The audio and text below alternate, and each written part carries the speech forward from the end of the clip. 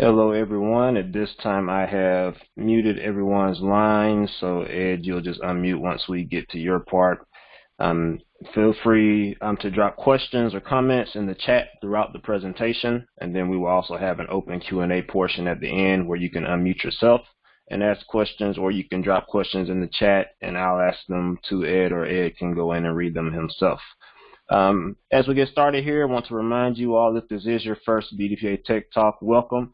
I am Devin Jenkins. I work with GE Healthcare as a Senior Technical Product Manager here in Milwaukee, Wisconsin. And we do these twice a month with the exception of August, and then coming up closer to the holidays, we'll probably do once a month. But BDPA has been around since 1975, teaching young people computer programming skills and providing a forum for IT professionals to connect and continue to develop in their journeys to continue to elevate and be successful in the IT industry. And we have these tech talks bi-monthly, bring in various speakers, speak on a range of topics. We've had people talk about Black innovation. We've talked about brain-machine interaction. We've talked about recruitment and diversity and inclusion as it relates to everything that's going on in the country this year. So we are glad to have Ed with us here today. Ed, while I get your bio up, I'm going to go ahead and send you a presenter request so you can get your screen prepared, and I will go through your bio while you do that. So that request should have come over.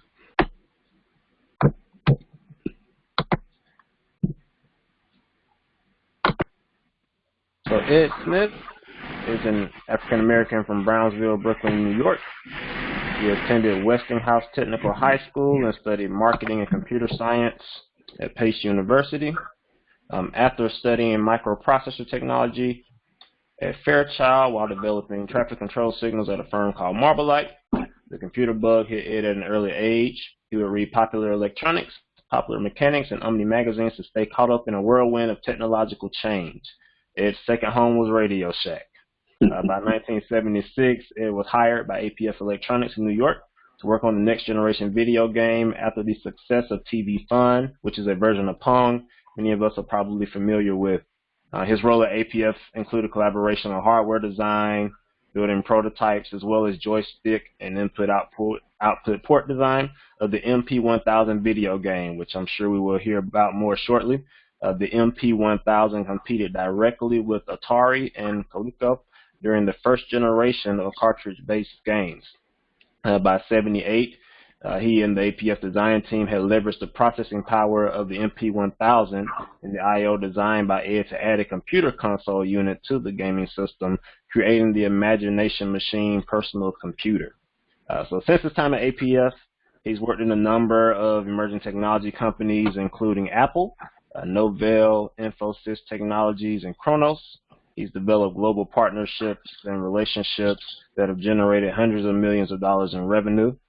He's worked in the senior executive level, mainframe and mini computer integration, networking, enterprise application development and integration, open source solutions, and so much more.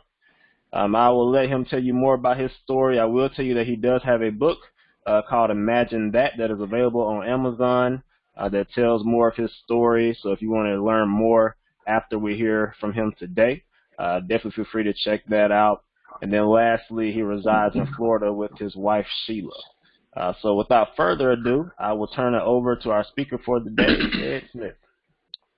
Well, Devin, thank you for that great introduction. I do appreciate it.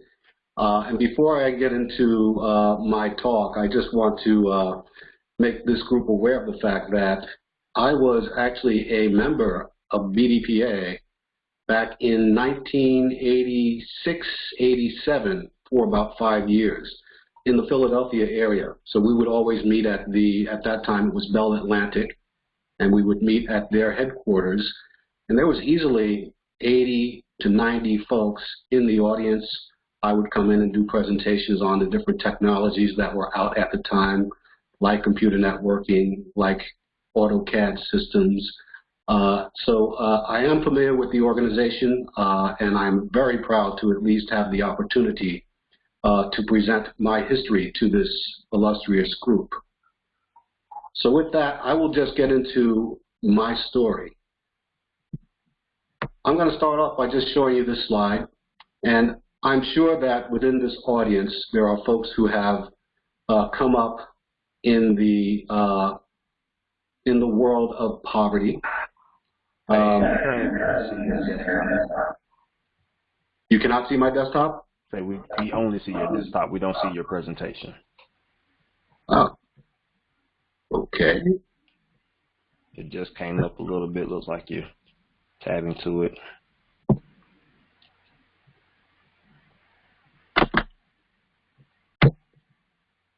I don't think that's it. Bear with me.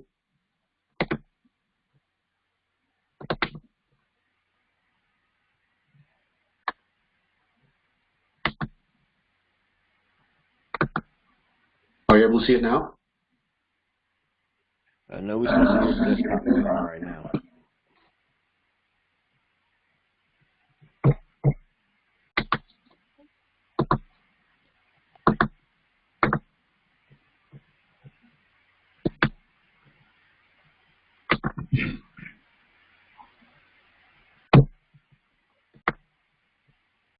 Just trying to figure this out, guys. Hang on.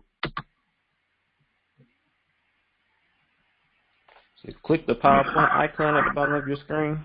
See if anything comes up there. Yeah, the PowerPoint is open. That's the problem. Yeah, so turn off your screen sharing and try to share again.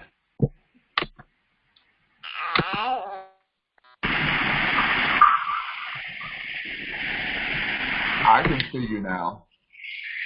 You can see me? Can you see my desktop? Can you see that video? I only see you. Right. Okay.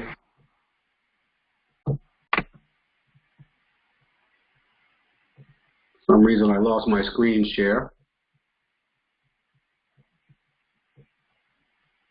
All right, let me see. I may need to make you presenter again.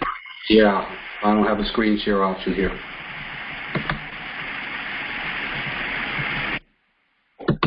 Okay, that request should be coming through now.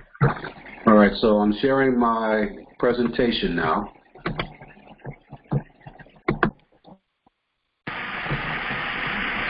I was able to hear you. I don't. All right, there we go. Are you able to see it now?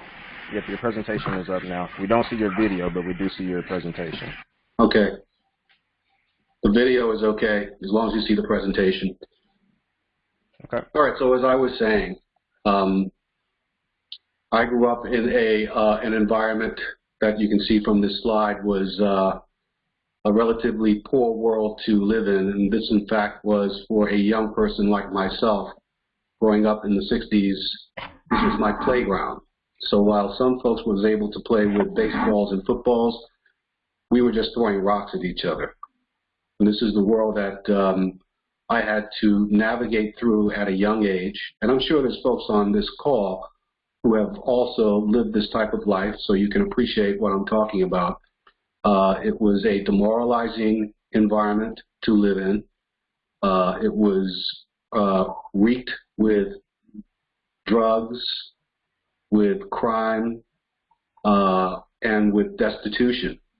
And as the years went on, and as things got worse through different events that happened during the time, specifically around the death of Martin Luther King and other events at the time, we just tore up our own neighborhoods. So it was really not a great environment to grow up in, especially not a great environment to grow up in if you want to achieve and excel. Because in this world that you see here, the only thing that folks were accustomed to was the normal grind that they had to go through just to be able to live. This is the housing development that I grew up in Brownsville, Brooklyn, New York. It was called Noble Drew Ali Plaza. I don't know if a lot of you folks here on the call are from New York. But this is a project that was a pretty bad place to live in as well. Again, the same type of an environment where you had all of the different crimes that would happen. But it was something that I had to maneuver around and be able to get through this world, and the way I got through this world was really through education. So the educational point of my life really occurred when I was around 13, 14 years old. And it was at that time that I started to realize through mentors, through readings, that the life that I was living was indeed not the life that I wanted to live. So I started to really appreciate the fact that education was the way to better myself and my family. So this slide, if anyone is here from New York, you probably can appreciate this slide, at least one or two of the slides. The building on the upper left-hand corner was the high school that I chose to go to once I became a teenager and realized that I did not want to go through a busing environment where I would be shipped off to a school that was predominantly white just so that certain quotas could be met. So I decided to take my own path, and I took a test to attend this school called Westinghouse High School. This school is in downtown Brooklyn, New York. So if you know anything about the Brooklyn area, the place that I grew up in was Brownsville, which was over 30 miles from where this school is. So I had to take 2 buses and a train just to get to school every day. So I went to Westinghouse to study technical electronics. I had a great time at Westinghouse, and after I graduated from Westinghouse, I went across that Brooklyn Bridge that you see there to Pace University, which was just on the other side of the bridge. So Westinghouse was on the Brooklyn side of the bridge, Pace University was on the Manhattan side of the bridge. And by the way, when I was attending school, and this goes to the level of this knowledge that I had growing up, and this is going to shock some of you folks on this call, but I had no idea at a 13, 14, 15-year-old child, I had no idea that there was an opportunity for me to attend a university outside of New York City. I had no clue. It was never shared with us when we were growing up in this environment. So the counselors never really cared about the kids to the point where they would give us advice as to other opportunities around education outside of the city of New York. So as I grew up and I got older and I started reading things that really inspired me, these are a few of the people that I really looked into and up to and read their stories. And it really helped me to get a hold of myself as a person from a cultural standpoint, from an educational standpoint, and from a standpoint of just knowing who I am as an African American. So if you don't know who some of these folks are, I'm sure you know who 1 or 2 are, but in the upper left-hand corner, this person is Eldridge Cleaver. And Eldridge Cleaver is, or was, one of the leaders of the Black Panther Party. Now, the Black Panther Party in Brooklyn, when I was growing up, was an organization that provided food and support to folks in the African American community. I never knew anything about the Black Panther Party as being a terrorist, quote, organization. So I really looked up to the Black Panther Party as a child, and at one point considered joining the organization. Luckily, I had an older brother named Herb who talked me out of it because at that time they were just rounding up anyone who wore a leather jacket and a beret and throwing them in jail for no reason just because they appeared to be a member of the Black Panther Party. However, Eldridge Cleaver's book, Soul on Ice, I highly recommend as reading for this group if you haven't. It really does tell the story of what we had to go through at that time to identify ourselves as African Americans. And then on the upper right side, this gentleman's name is Ralph Ellison. And Ralph Ellison wrote one of the best-selling novels at the time called The Invisible Man. Again, a great read, and it really goes into the story of how you can become somewhat prominent in a certain area, yet no one still knows who you are. So another good read. And then, of course, there's the Malcolm X biography as well as the Martin Luther King biography. Two great reads. Again, these are the folks who inspired me as I was going through my own life's challenges. And each one of these reads happened at a different time in my life, of course. Cleaver first, Ellison second, and then, of course, the stories of Martin and Malcolm came as I became older in my life. So, I went to school, I got out of Westinghouse High School, and I got my first job at a company called Marbolite. So this is a 19-year-old kid kicking his legs around while working on a traffic control signal. As you can see on the bottom there, on the side of me, there's a bunch of lights. So we would plug the lights into the systems. We would check the systems for different errors, make those corrections, and these units had to be 100% reliable to be able to put out into the streets to monitor and manage the traffic signals. This particular box was a mechanical unit. They also had solid-state units.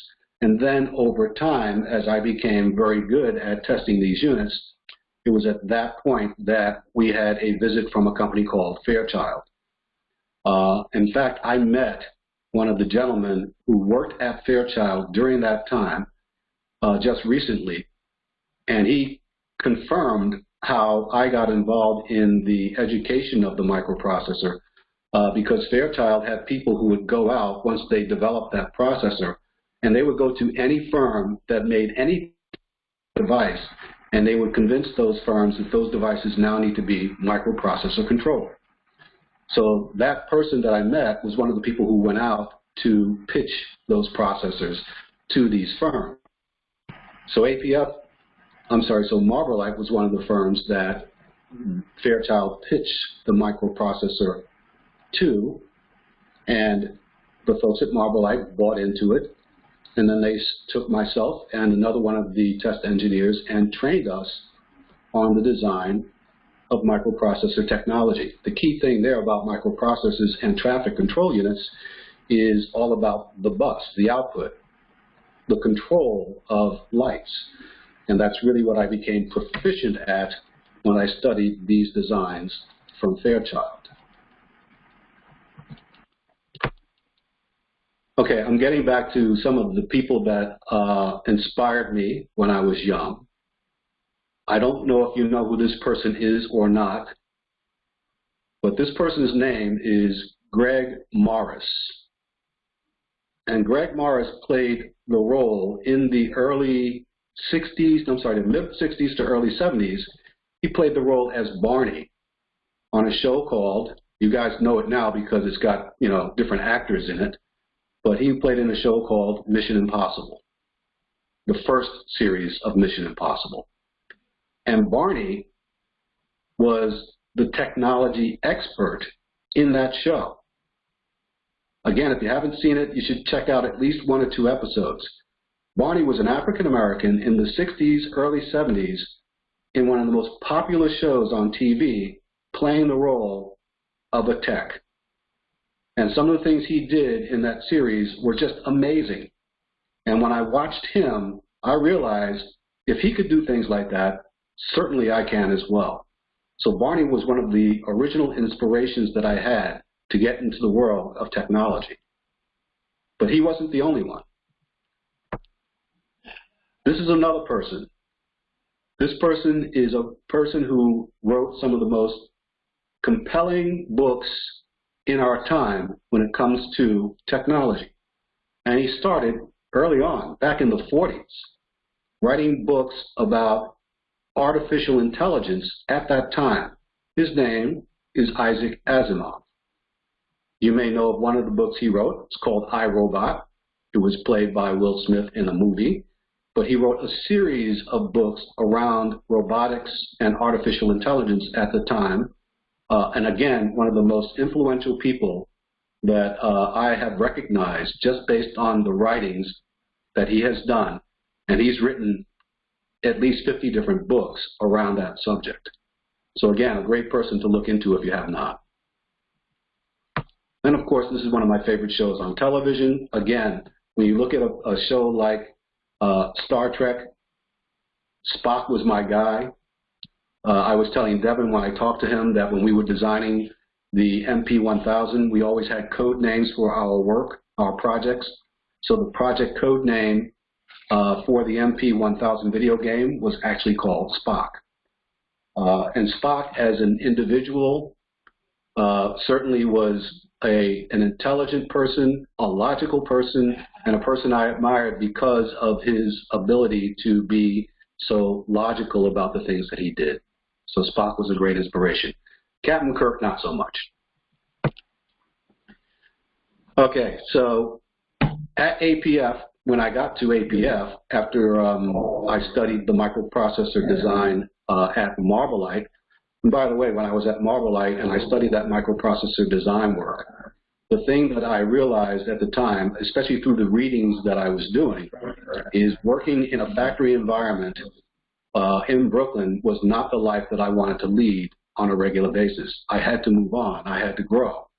And that's when I went out to search for other opportunities, and I found APF, or I guess more importantly, APF probably found me.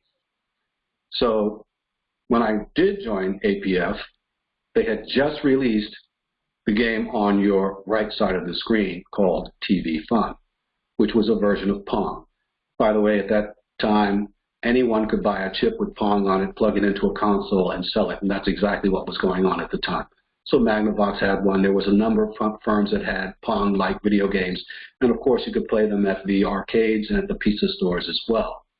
But that was my start in the industry, was to look at the game TV Fun, study that design work, and then come up with what I was really hired to do, which was to work with the engineering team on the next generation of video games, which were the color-based, cartridge-based video games. So this is when we came up with the APF MP1000 video game. We competed against companies like Atari, Coleco, Mattel, and you're probably wondering why I have a picture of a car there. In fact, it's a Ford Model T. One of the reasons I have that car there is because from an analogy standpoint, and this is some of the things that we learned about when we were designing these games, is designing a video game was not much different than designing an automobile. Ford did not invent the automobile, but he did come up with a better way to both design it and manufacture it. And that's how he became very famous. The video game industry was pretty much the same. Everyone had a cartridge-based video game based on the design work, by the way, of an African-American from Fairchild named Jerry Lawson. So if you've never heard of that person, again, his name is Jerry Lawson. You should look him up. He was the one who designed the Channel F video game, which was the first cartridge-based video game. So he came up with that invention, and then these companies, including my company, APF, came up with our own designs based on that invention. And by the way, can everyone see my screen, Devin? Can they see my photo, my picture up there?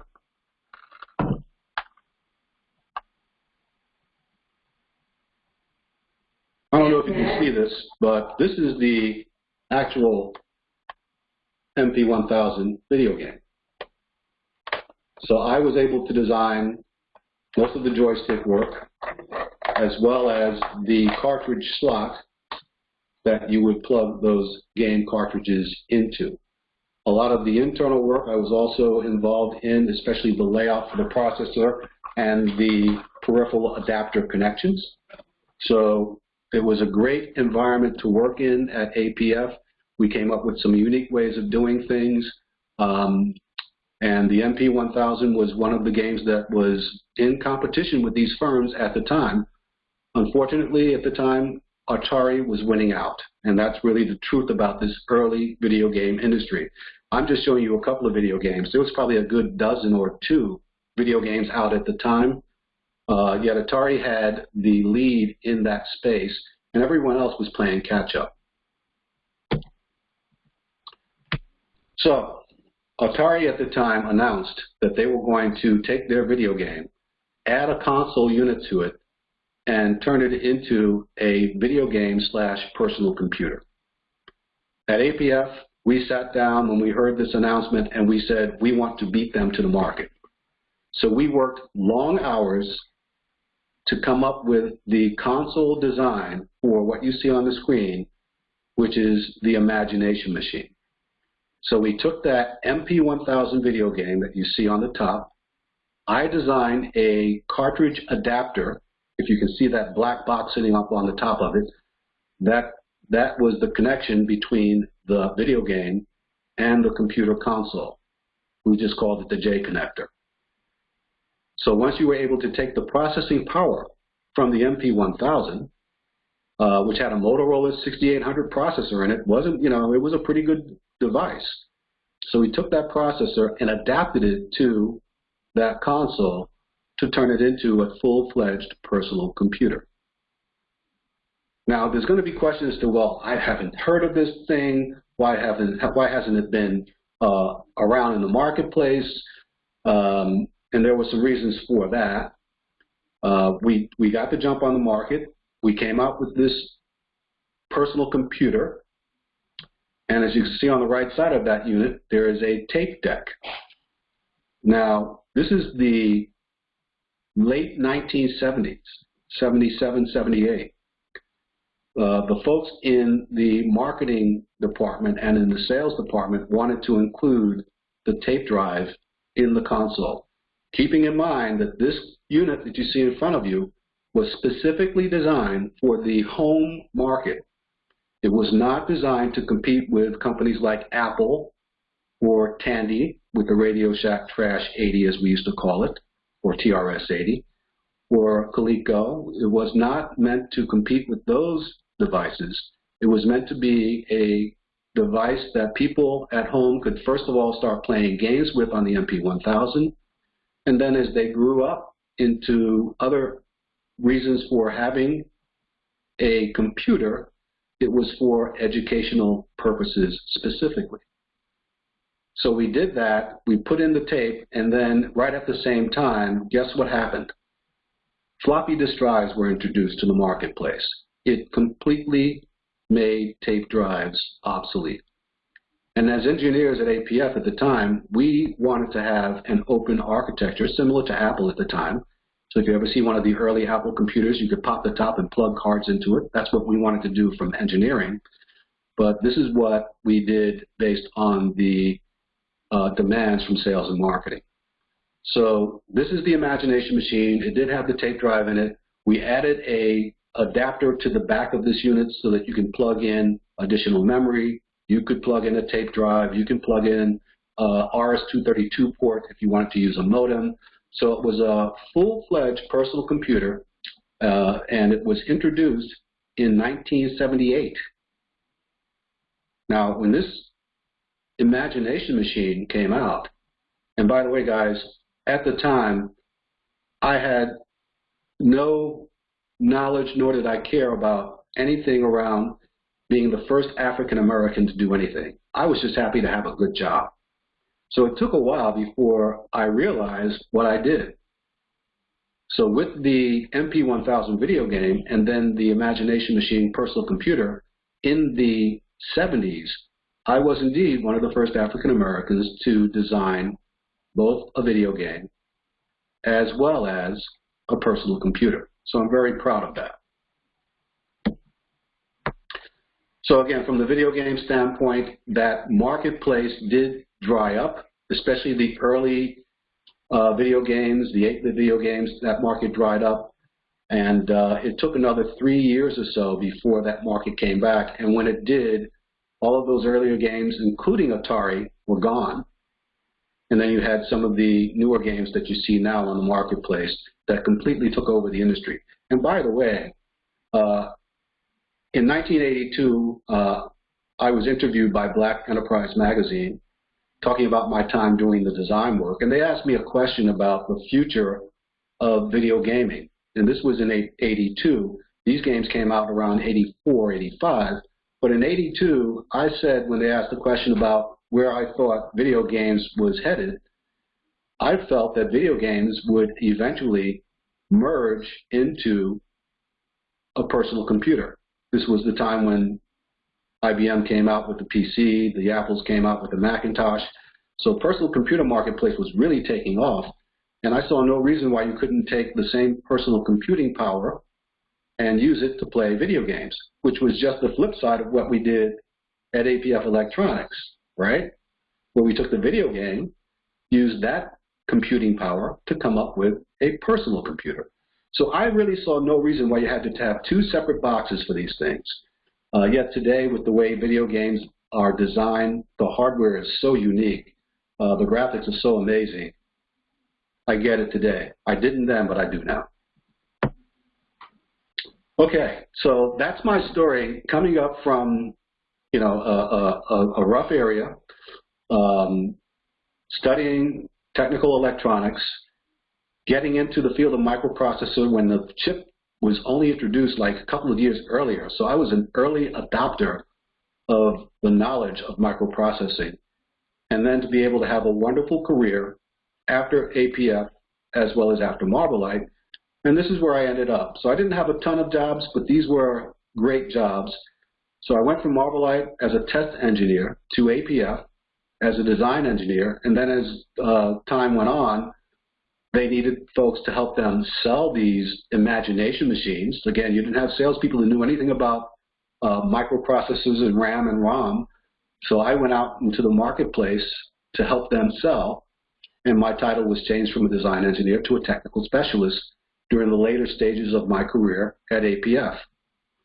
Unfortunately, that company lost money, started to go out of business because the machines were just not selling as they wanted them to. So it was time for me to move on.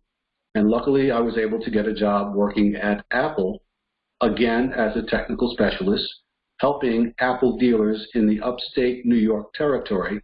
That's from Plattsburgh, New York, which is the top end of New York, all the way down to White Plains, New York, which is the bottom end before you get into New York City. That was my entire territory, driving to Apple dealers, supporting them and helping them sell Apple computers. From Apple, I moved to the Computer Factory, which was a retailer at the time. In fact, the Computer Factory was a retailer that sold the Imagination Machine at that time. So when I was ready to move on from Apple, because Apple's business was also tanking at the time, I took a job at the Computer Factory and moved from New York to the Philadelphia area and became a sales manager.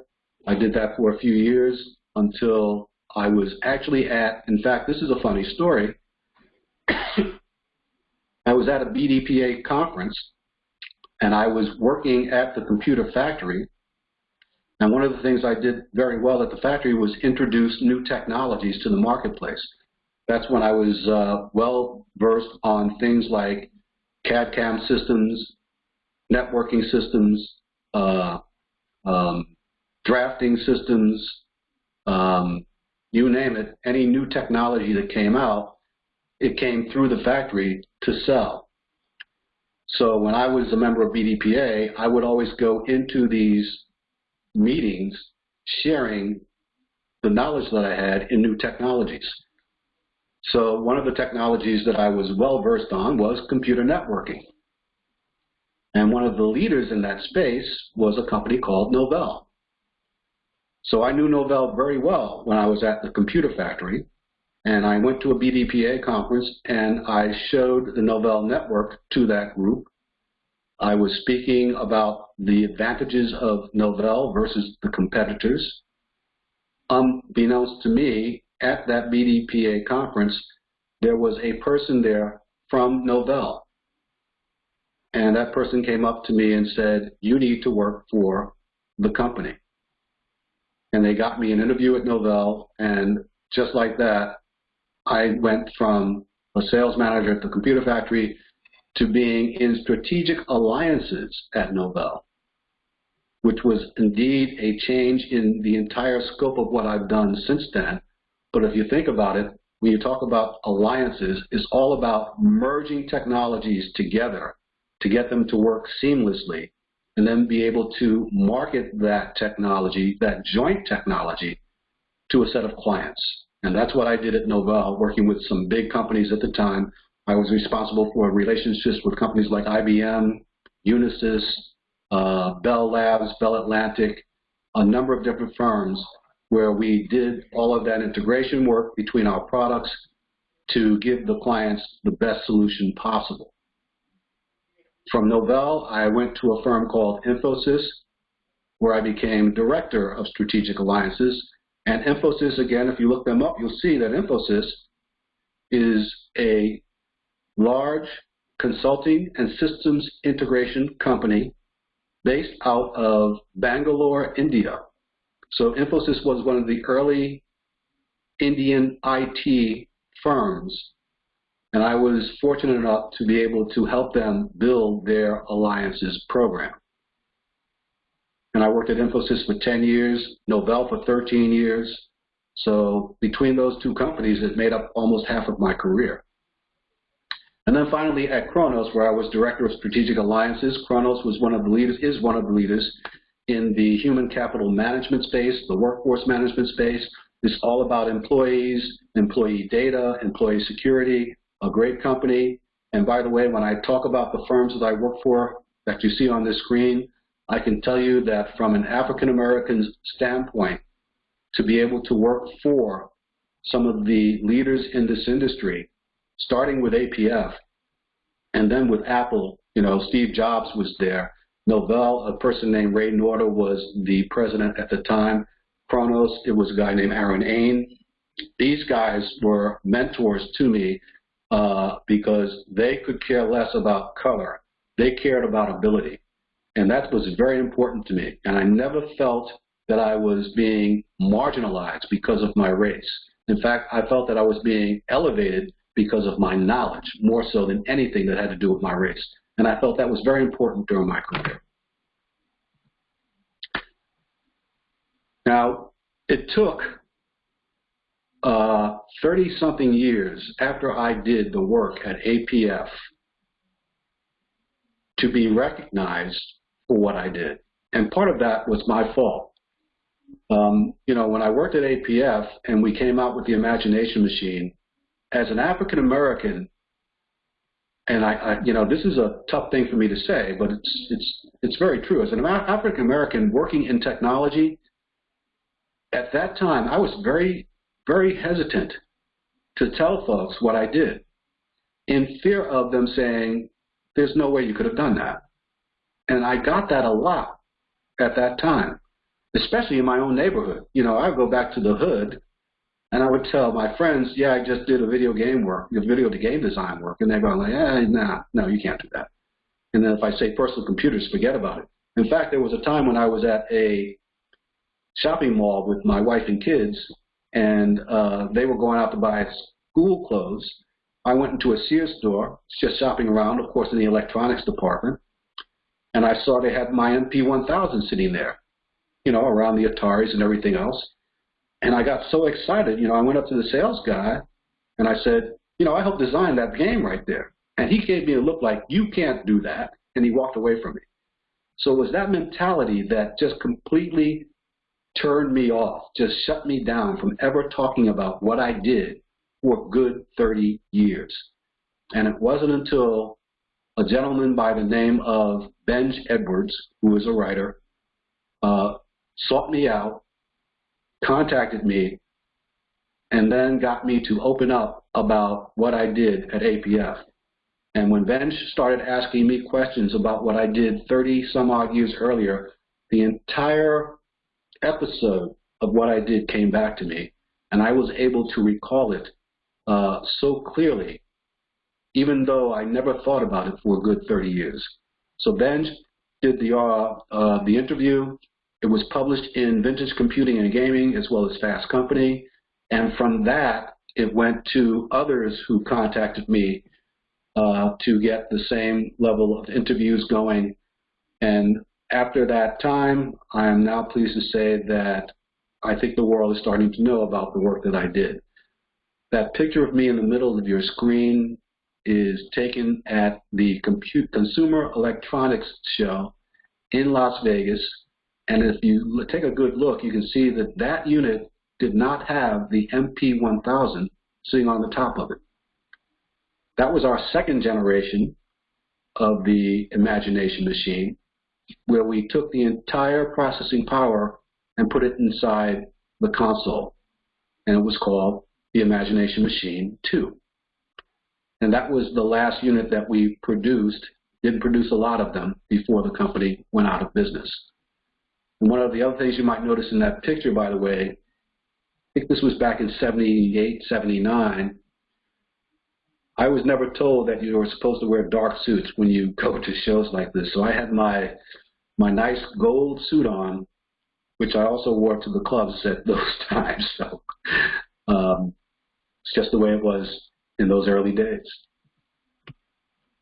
So this industry is now one that has grown to be just amazing. You know, if you look at, from where I started at least, you know, going from this 19-year-old just working on traffic signals to study microprocessor technology at that time, and then to grow up into this industry over the last 40 years. So I have seen everything.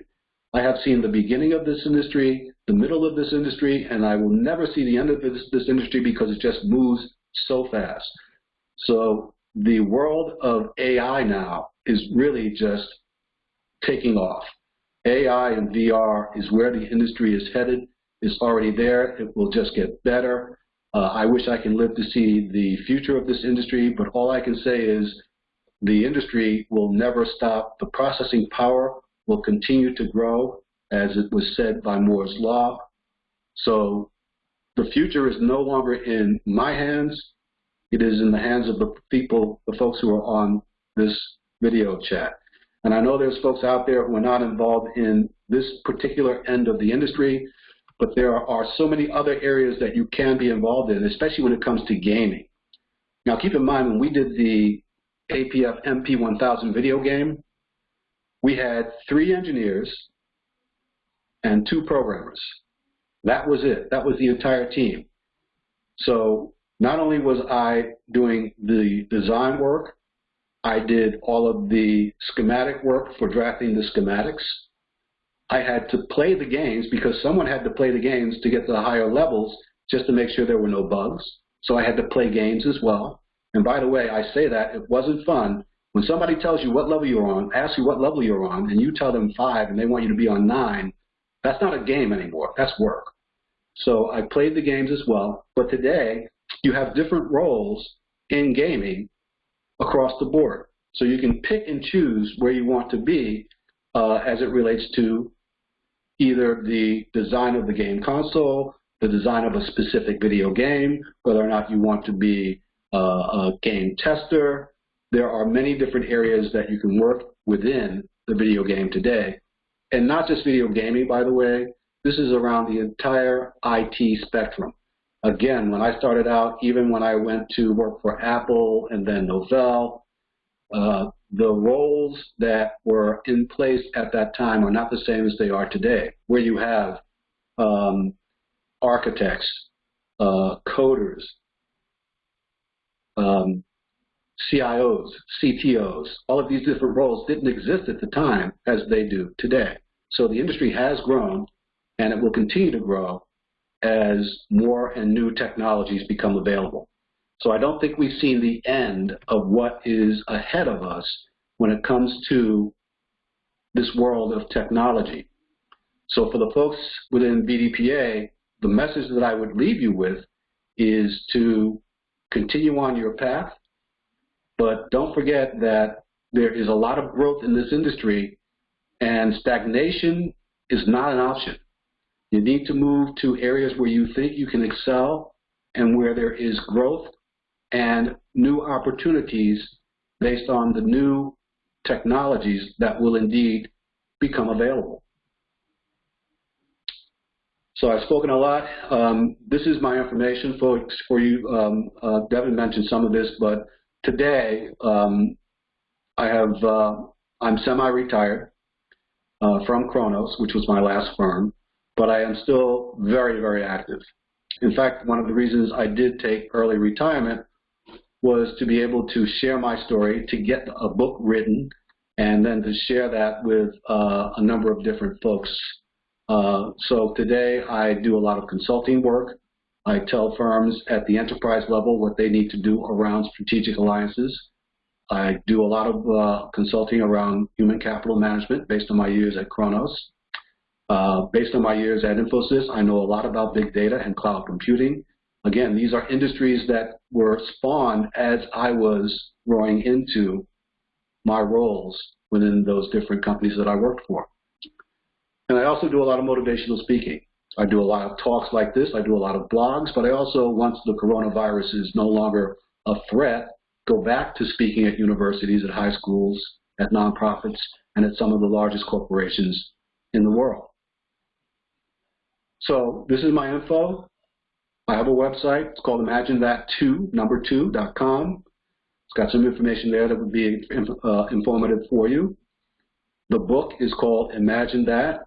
That's a big link there, but basically all you need to do is go to Ed Smith, Imagine That, and you can pull up the info on Amazon on the book. And if you want to contact me directly, my email is edsmith@imaginethat2.com. So again, Devin, thank you for inviting me to at least share my story. I hope you got some information out of it that would help you in your own careers. You can always email me with questions, and I am certainly open for questions at this time. Ed, thank you for sharing with us today. This is probably the most active I've seen the chat during one of these tech talks this year. So you had a lot of people remembering a lot of the game systems you were sharing. You even have someone who went to, I think it was Brooklyn Tech. Brooklyn Tech. High school of yours. So you had a lot of interaction going on in the chat. So if you hit that chat icon at the bottom of your screen, you can see some of the messages. So at this time, are there any questions from the audience? I know someone earlier asked, what year were you working at Infosys? Infosys was 2002. No, I'm sorry, 2005.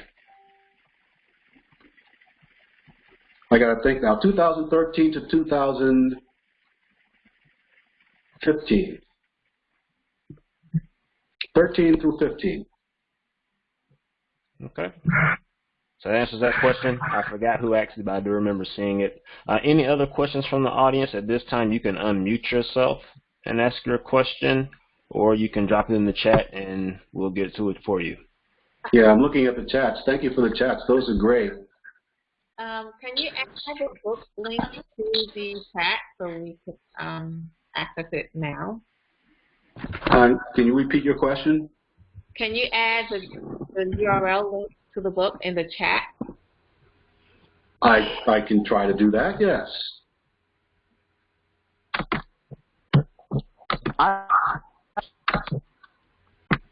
So this is Kareem from the Memphis chapter. So we're in Memphis. We have a group of indie developers making games, and we run into a lot of I guess adversity when it comes to access to technology. And Kareem, you mentioned VR, right? Yeah. One of the problems that we run into a lot is having access to technology that can even run VR. So VR requires a more heavy, gaming PC to run, and you also have to purchase those headsets, right? And yep. And it really limits us because we can only make 2D games. So I guess my question is, how could us indie game developers kind of make it? Any tips or suggestions how we can leverage if we do have and advice on how we can get out in the market?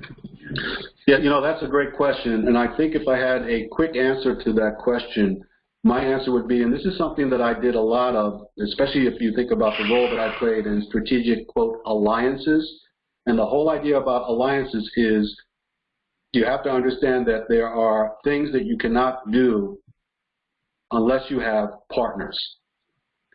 So to me, it would seem that what you need to have is other partners in black gaming that you can leverage, who can bring to you some of the things that you don't have available to yourself.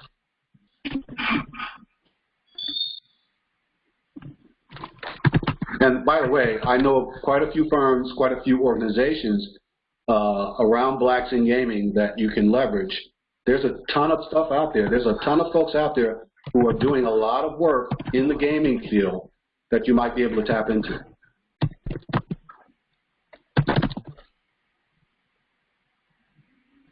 Can I like follow up with emails maybe over some of those emails? Or Yeah, emails? absolutely. Sounds good.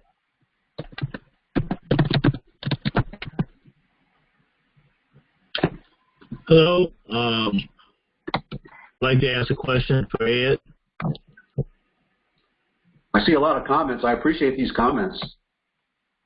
How you doing? Question. Go ahead.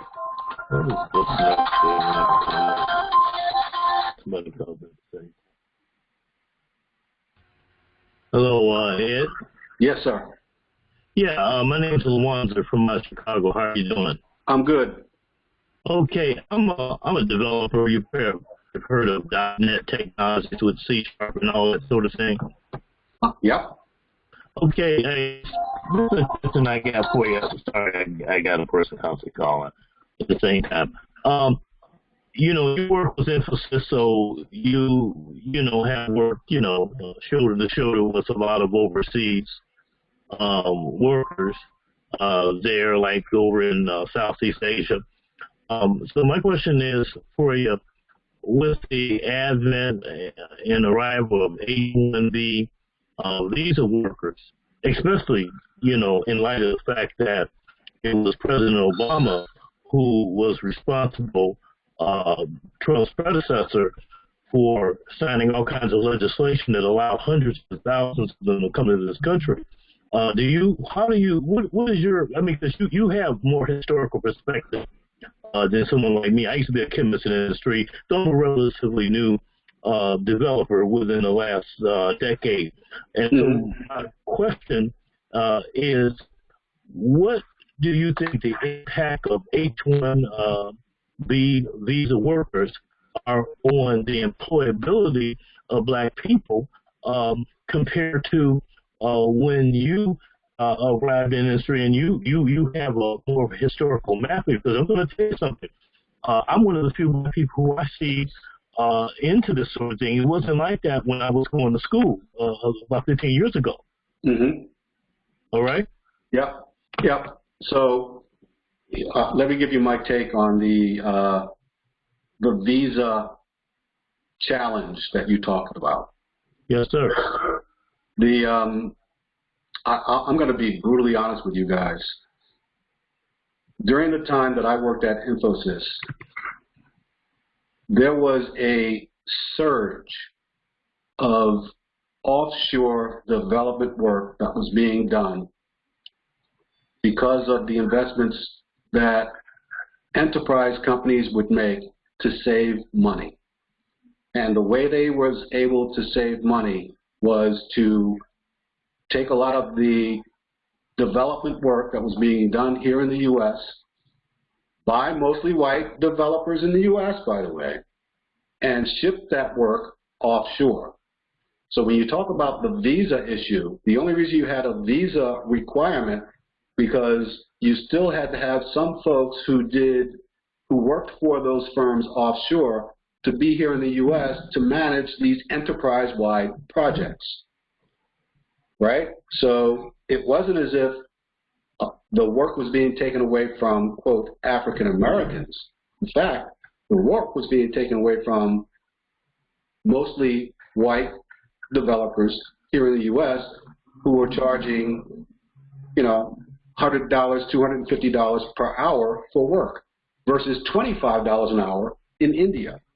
So it was the cost justification that made these enterprise firms get that work done in India. And by the way, the work that these folks did was excellent work. I mean, they didn't lose anything from a, quality standpoint based on the work that they did.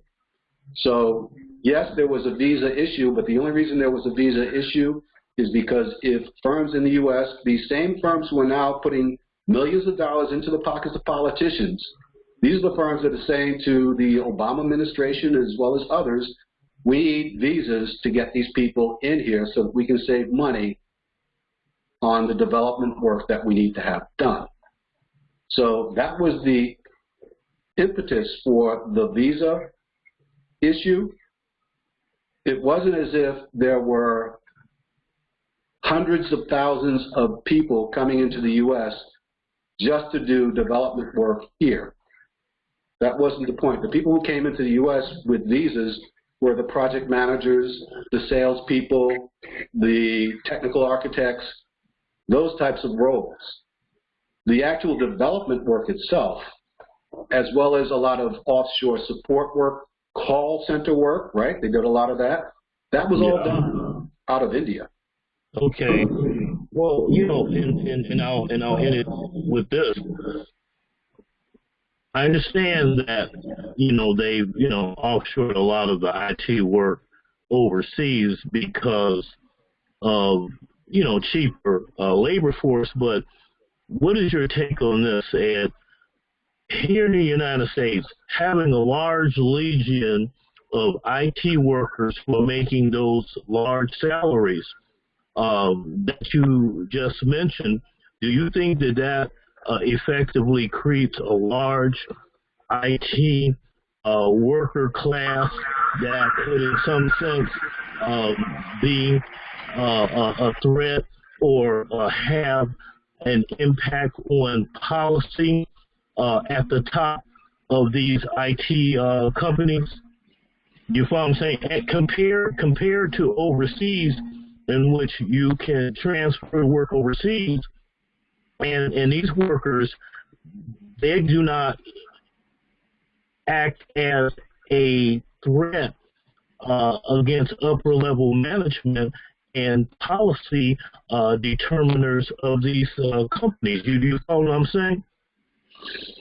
Yeah, let me see if I've got this right. So what you're really thinking about is the current IT worker here in the U.S., a six-figure salary worker who has the ear of the CIO, the head of engineering, you know, some of the executive level folks within a firm. More so because of social networking, it has effectively created a quasi, let's say, a quasi worker laborer class. It's created a large worker laborer class like AFL-CIO, you know, because of social networking. So we're a very close-knit community that effectively is kind of threatening to policies, and it impacts policies to a greater extent at the top than, say, an overseas worker. I think that would be the case, even if you had no one from India doing any work. I think you always have a tier of different types of people within the IT industry. So you're going to have some folks who are at the upper tier within IT based on the roles that they play. And by the way, you know, when you talk about this community of folks, you know, at these different levels, you have a community of a CIO organization who is a very tight community. There's not a lot of African Americans in that community, but that's a very tight community at the top end. And then as you go underneath that, you start to have these other layers, right? You have some people who are programmers. You have some people who are architects. You have some people who are in sales. Some people who are doing other different types of roles that all make up that overall IT organization. However, they all have their own individual social networks. So any one of those roles can influence folks at the top. But I can tell you from experience, at least from my standpoint, because I had that role, right? I mean, I was one of those folks who was able to speak to anyone at the executive level, and I did that. I mean, I made a point of it to make sure that they knew who I was, what I did, why things are important, Not only that, to be able to propose to them new opportunities, new ideas, new acquisitions, all that is a part of the role that a person like myself would play. But in IT, that influence could be something else. It could be around new designs, acquisitions of new architectures. It could be around all of those things, but unless you're at that level, you will not be able to make those recommendations. So that's the key point, is to be able to get to that level. I see. Okay. All right. Thanks a lot for fielding my question. I appreciate your breadth of knowledge and your candor and input. I hope that helped. All right, everyone, we are over time. I know there are still some questions coming in. I know I have to hop off for another call, but I do thank you all for joining. If you still see my screen, you can definitely connect with Ed on LinkedIn, and then the recording will be available, which will have his contact information, so you can reach out as well. But Ed, thank you. Powerful thank you, story. One other point, I just saw a note on the chat screen about getting children interested. If you go to my website, on my blog, please read it and comment, because the title of the blog is Coding is the New Rap, and it's all about getting young kids involved in programming. So check that out. And I just put that website link in the chat as well. And lastly, I want to thank everyone who was able to attend the national conference a few weeks ago. I know we went virtual this year, so a different experience, but still a great positive conference that was very impactful from what I've heard from the other sessions that I wasn't able to attend. I know I attended some powerful ones myself. So I want to thank everyone who participated in that. We'll be back in 2 weeks with a younger person who's living both the corporate world and entrepreneurship, succeeding in tech. So stay tuned for more details on that coming soon. But have a great weekend. Stay safe. Thank you for joining. Have a great day. Thank you.